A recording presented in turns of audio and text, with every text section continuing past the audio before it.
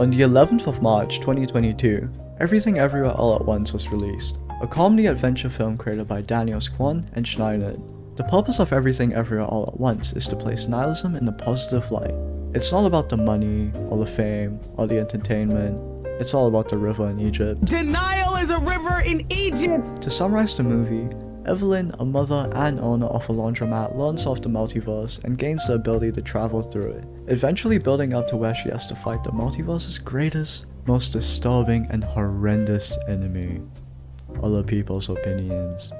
Also, there's a burnt bagel. Everything Everywhere All at Once focuses greatly on the topic of nihilism, the belief that nothing matters in life. During the time period it was being written, our world was in terrible form. The COVID-19 virus had yet another mutation. Supply chains were faltering due to outsourcing production. The Taliban had returned to their previous power. Morale was at an abhorrently low point. Nihilism had a pretty negative connotation, with nihilism being seen as a problem and anti-nihilism being prominent because nihilism goes against the structures of our society, such as religion. Yes, religions hate nihilism. Religions that are against getting drunk but have wine gods. You know who you are. Because of this, the film directors wanted to dispute against the negative connotations of nihilism, because then they'd be the cool and quirky kids, but also highlight to the world how nihilism can make a tough situation easier to endure. They used their film as a medium to convey the positives of nihilism, using characters to symbolize certain beliefs and expressing how the importance of anything is based on how you perceive it, not the importance others give it. The film attempts to display how troublesome the main character's life is, pushing the audience to stressful situations where little can be done to resolve the conflicts occurring. Fast-paced editing is used to highlight the stress of her job, with numerous chaotic events resulting in the overwhelming feeling Evelyn experiences. Not only does she have to deal with her job and the family, she has to meet a tax agent to discuss, well, her tax. The challenges Evelyn faces are a pretty accurate representation of the challenges most people face.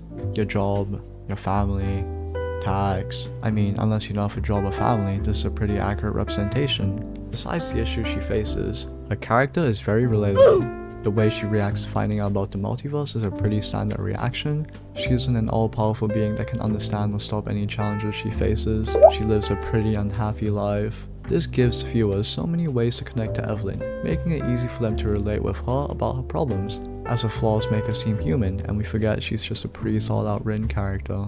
However, in this next scene, when an equivalent or increased amount of chaos takes place, the pacing decelerates, the music has a low tempo, and Evelyn is clearly calm, even with the countless attackers rushing towards her. These two scenes directly contrast each other, as the second scene results in Evelyn facing an even messier circumstance compared to dealing with laundromat customers, though there's little difference between them. The main contrast between the two scenes is how Evelyn is reacting to the situation. This time, Evelyn is calm. She is able to properly calculate a plan to take down her attackers permanently. This shows how a difference in mindset can lead to drastically different results, and due to a quick thinking, she is able to stop Jobu Tupaki from entering the bagel. Wait, what's a Jobu Tupaki?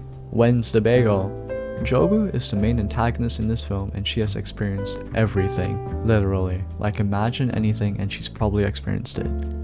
Eating, drinking, walking.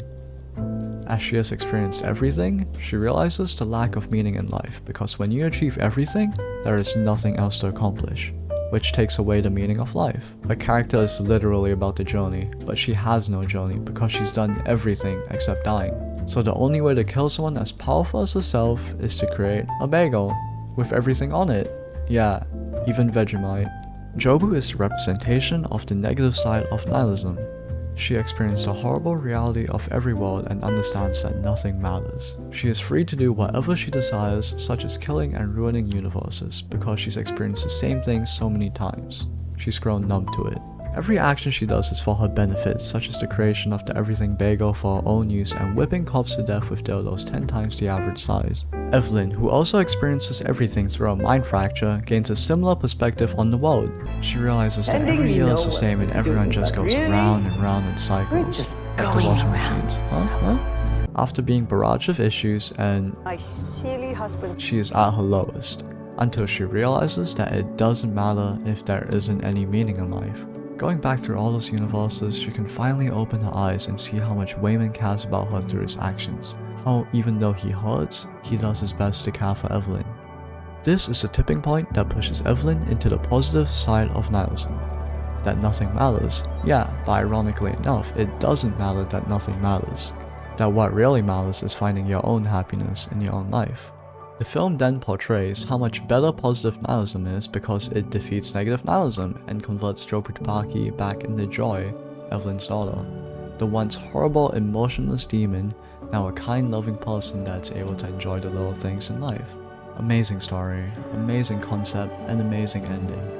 Clearly, I'm not the only one that thinks so. Wired, The Living Philosophy, Screen Rant, these huge organizations clearly saw the same way, claiming optimistic nihilism was the path the film took. Hundreds of viewer reviews on social media platforms tells us that even the average millennial feels the same way. This film has left a huge impact on the way we understand nihilism, that there's good in horrible situations as long as you look for it. And overall, it's just better if you adopt it into your everyday life.